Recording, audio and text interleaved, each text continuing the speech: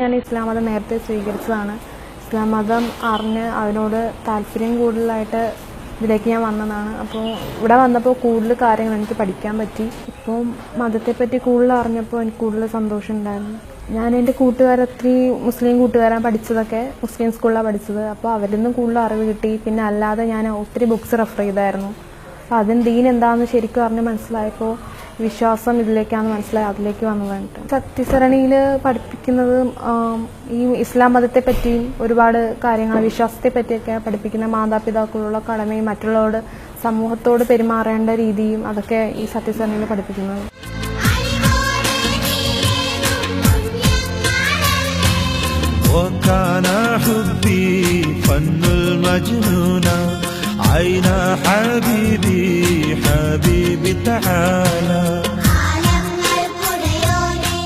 വായന ഒരു വ്യക്തിയെ കൂടുതൽ അറിവിലേക്ക് നയിക്കുകയാണ് ചെയ്യുന്നത്.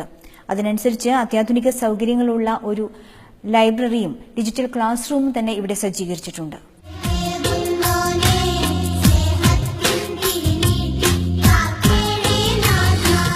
2016 ജനുവരി മുതൽ ജൂലൈ 31 വരെയുള്ള കണക്കുകൾ പ്രകാരം 261 പേർ ഇവിടെ പഠനം പൂർത്തിയാക്കിയിട്ടുണ്ട്. ഇതിൽ 50ഓളം പേർ ഇസ്ലാമിക വിശ്വാസികൾ തന്നെയാണ്. ഒരു മതപരിവർത്തന കേന്ദ്രമായല്ല, മതപഠന കേന്ദ്രമായാണ് സത്യസരണി പ്രവർത്തിക്കുന്നത്. സുരക്ഷിതമായും നിർഭയമായും പുരുഷന്മാർക്കും വനിതകൾക്കും സ്നേഹത്തിന്റെ മതത്തെ പരിചയപ്പെടാനുള്ള മികച്ച അന്തരീക്ഷമാണ് ഇവിടെ ഒരുക്കിയിരിക്കുന്നത്. അതുകൊണ്ട് തന്നെ മികച്ച അക്കാദമിക് പശ്ചാത്തലമാണ് സത്യസരണിയുടെ ഏറ്റവും വലിയ പ്രത്യേകതയും.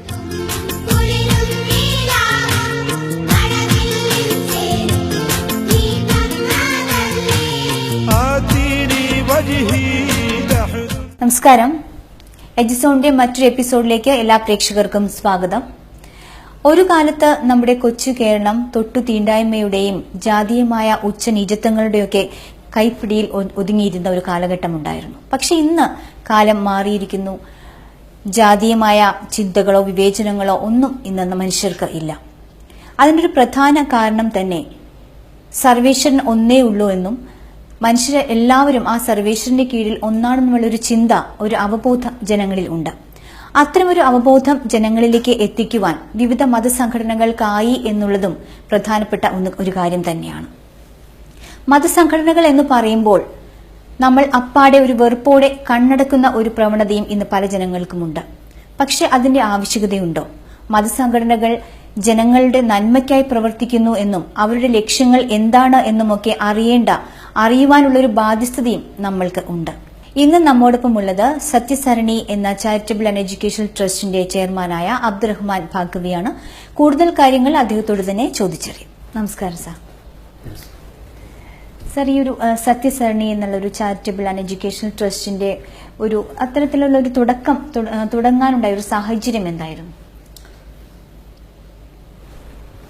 1990-92 കാലഘട്ടം ഇവിടെ ഉണ്ടായിട്ടുള്ള ചില മതപരമായ പഠനത്തിനും അതുപോലെ ഇഷ്ടമുള്ള മതം സ്വീകരിക്കുന്നതിനൊക്കെയുള്ള ചില തടസ്സങ്ങളും പ്രശ്നങ്ങളും വന്നപ്പോൾ നിയമപരമായി ഇതിൽ എന്തവകാശമുണ്ട്, ഈ അവകാശത്തെ നേടിക്കൊടുക്കാൻ നമ്മളാൽ കഴിയുന്നത് ചെയ്യുക.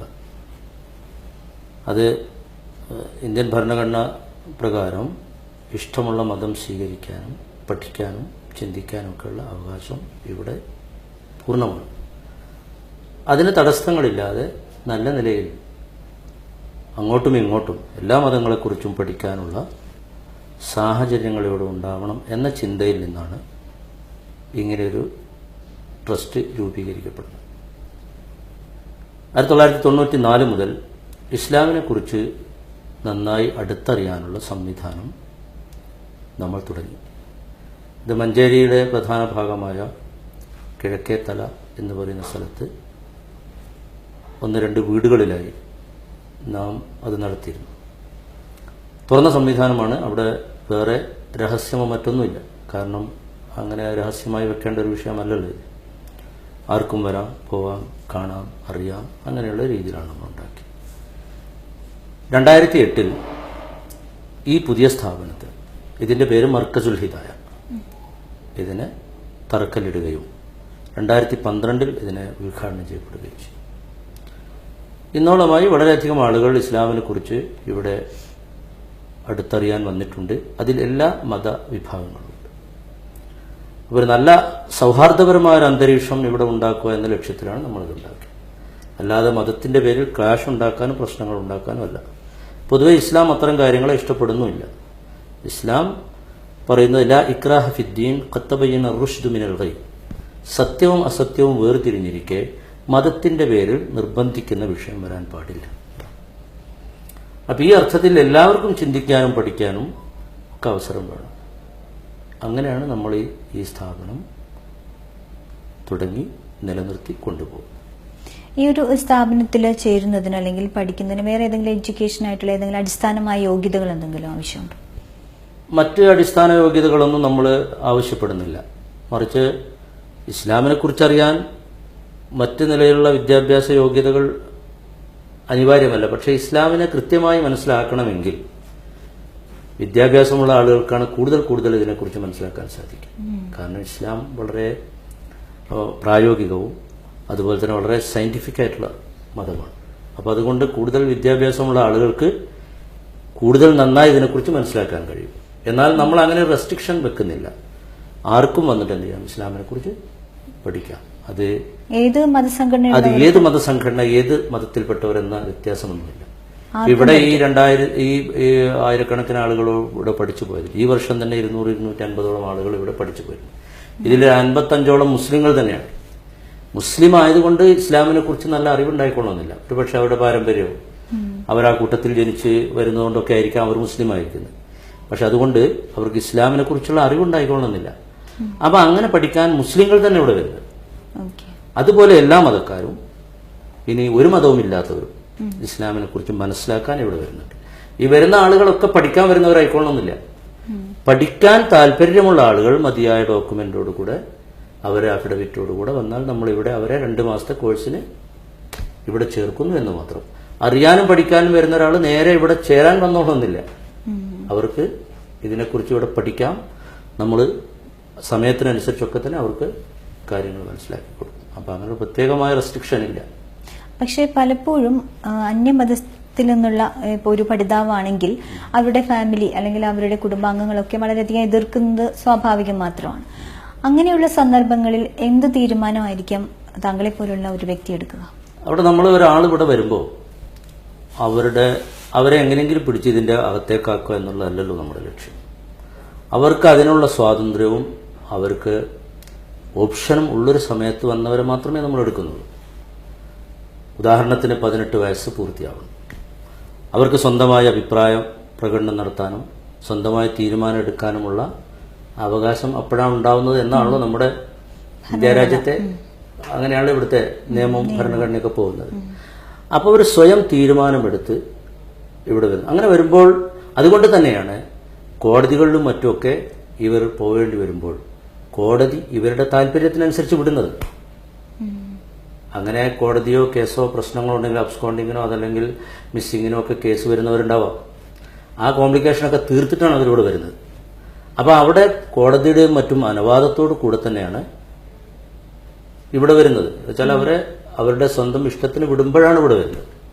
അപ്പോൾ അവിടെ കുടുംബങ്ങളോ മറ്റോ അവർക്ക് എതിർപ്പുണ്ടെങ്കിൽ ആ എതിർപ്പ് അവരോട് പ്രകടിപ്പിക്കാം. എന്നാൽ ഇവിടെ ചേർന്ന ആളുകളെ കാണാനും അവർക്ക് വരാനും കുടുംബങ്ങൾക്ക് ഇന്ററാക്ട് ചെയ്യാനൊക്കെ പൂർണ്ണമായ അവസരങ്ങൾ നമ്മൾ കൊടുക്കുന്നുണ്ട്. ഇന്നലെയും ഇവിടെ അങ്ങനെയുള്ള ആളുകൾ വന്ന് രക്ഷിതാക്കൾ വന്ന് കുട്ടികളോട് സംസാരിച്ച് അങ്ങനെ അവർ തമ്മിൽ പരസ്പരം സംസാരിച്ച് രക്ഷിതാക്കൾക്ക് കാണാനും സംസാരിക്കാനുള്ള അവസരങ്ങളൊക്കെ ഉണ്ടാക്കുന്നുണ്ടല്ലോ. അതിന് വേണ്ട സൗകര്യങ്ങളൊക്കെ നമ്മൾ ചെയ്തു കൊടുക്കും. ഈ ഒരു സ്ഥാപനത്തിൽ പഠിതാവാകാൻ അല്ലെങ്കിൽ താല്പര്യപ്പെടുന്ന ഒരുപാട് വ്യക്തികളുണ്ടാവും, പ്രേക്ഷകരിലായിട്ട് ഒരുപാട് ആളുകളുണ്ടാവും. അപ്പം അത്തരത്തിലുള്ള വ്യക്തികൾക്ക് ഈ ഒരു സ്ഥാപനത്തെ ആയിട്ട് ചേരുന്നതിന് അല്ലെങ്കിൽ ഇവിടെ വരുന്നതിന് എങ്ങനെയാണ് ബന്ധപ്പെടുക? താങ്കളായിട്ട് എങ്ങനെയാണ് ബന്ധപ്പെടുക? ഇവിടെ കാണിക്കുന്ന നമ്പറുകളിലും ഒക്കെ തന്നെ നേരിട്ട് ഇവിടെ ബന്ധപ്പെട്ട് ഇവിടത്തെക്കുറിച്ച് നന്നായി അന്വേഷണം നടത്തി ഇവിടെ വരാം. അങ്ങനെ വന്നു കഴിഞ്ഞാൽ വന്ന ഉടനെ തന്നെ അവർക്ക് വീണ്ടും ഇവിടെ വന്നിട്ട് പഠിക്കാം, കാര്യങ്ങൾ മനസ്സിലാക്കാം. അത് മനസ്സിലാക്കിയ ശേഷം ഇവിടെ ഒരു വിദ്യാർത്ഥിയായി ചേർക്കണമെന്നുണ്ടെങ്കിൽ അവരുടെ കൃത്യമായ ഡോക്യുമെന്റ്സ് വേണം. SLC സർട്ടിഫിക്കറ്റോ അതുപോലെയുള്ള സർട്ടിഫിക്കറ്റിൻ്റെ കോപ്പികൾ, അതോടൊപ്പം തന്നെ തിരിച്ചറിയൽ തിരിച്ചറിയൽ കാർഡ്, അവർ വയസ്സ് തെളിയിക്കുന്ന രേഖകൾ, അതോടൊപ്പം നോട്ടറൈസ്ഡ് ആയിട്ടുള്ള ഒരു അഫിഡവിറ്റ് അവർ കൊണ്ടുവരണം. അത് കൊണ്ടുവന്നാൽ അവരെ നമ്മളിവിടെ അഡ്മിറ്റ് ചെയ്യും. പിന്നെ അവർക്ക് അതിൻ്റെ ഇടയിൽ അങ്ങനെ അഡ്മിറ്റ് ചെയ്ത ശേഷം അതിൻ്റെ ഇടയിൽ അവർക്ക് എന്തെങ്കിലും അത്യാവശ്യത്തിന് ലീവിന് പോകുന്നതിനൊന്നും തടസ്സമില്ല. ചിലപ്പോൾ ചില ആളുകൾ ഒരാഴ്ച എന്നിട്ടൊന്ന് പോയിട്ട് വീണ്ടും തിരിച്ചു വരും. ചിലപ്പോൾ ഒരു 15 ദിവസം ഞങ്ങളുടെ പ്രാഥമിക പഠനം കഴിഞ്ഞൊന്ന് പോയിട്ട് ഒരാഴ്ചയൊക്കെ കഴിഞ്ഞിട്ട് തിരിച്ചു വരും. ഇനി എന്തെങ്കിലും അനിവാര്യമായ സംഗതികളുണ്ടെങ്കിൽ അവർക്ക് പോയിട്ട് തിരിച്ചു വരും. അപ്പോൾ അതിനൊന്നും യാതൊരു തടസ്സവുമില്ല.